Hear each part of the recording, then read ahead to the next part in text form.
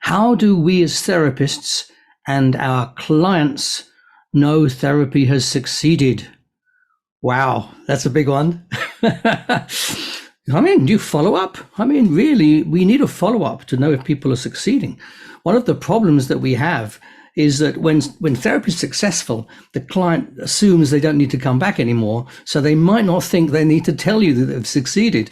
So we do need to know that they've succeeded. So I always encourage clients to let me know either way, either whether they want another session or, you know, the result of the therapy we've been doing.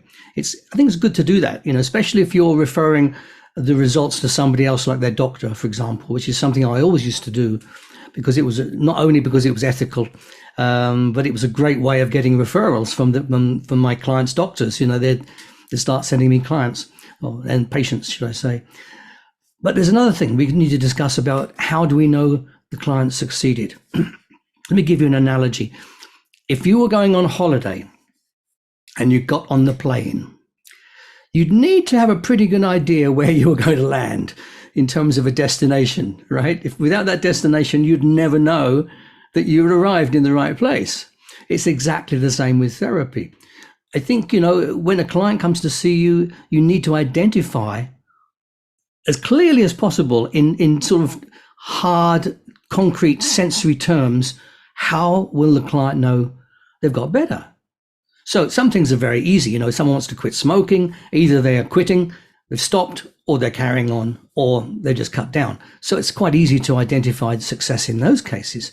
But in terms of, let's say, somebody who has a confidence problem, how do you then decide if therapy has been successful?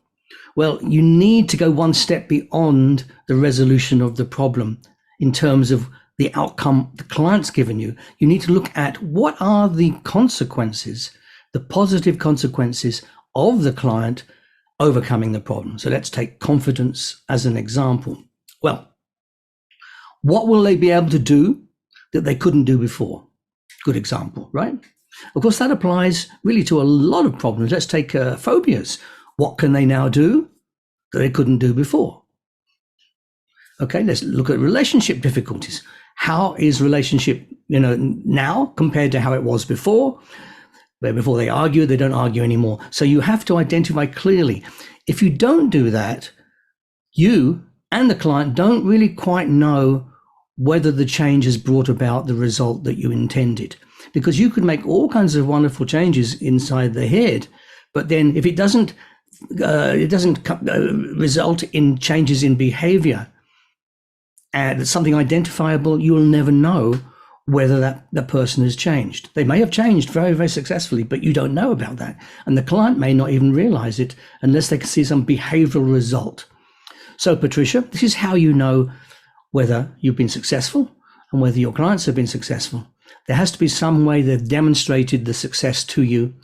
Now, that might be in some cases right in the therapy session. Let's say somebody comes in who stutters, and they stutter pretty much all the time. Then if they don't stutter at the end of the session, you see some success. Okay, but usually we don't get that kind of response in one session. We get the response later, post session, and that can be post several sessions, and you may never find out. So always, if you can, get some kind of feedback from your clients, contact them, or get them to, you know, make it part of the therapy where they have to contact you. Secondly, create a definite destination, so when they get off the plane, they've landed in Mallorca instead of the North Pole. Okay, so that's that question.